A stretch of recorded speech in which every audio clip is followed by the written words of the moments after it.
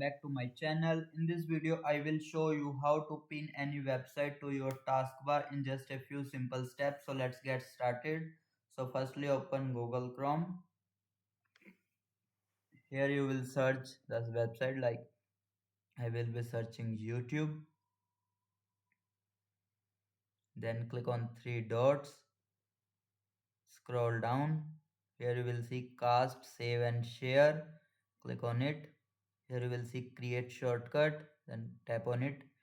You will type any name there, like I will be adding YouTube. Then create. Now it will be added to your desktop. Here you can see. Now right click on it. Then here you will see show more options. Here you will see pin to taskbar. Now it will be added to your taskbar. So the next time, firstly we close it. Next time you can click on it to open directly the website. That's it.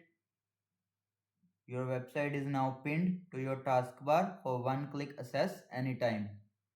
If you found this video helpful, don't forget to like, share and subscribe for more easy window tips. Thanks for watching.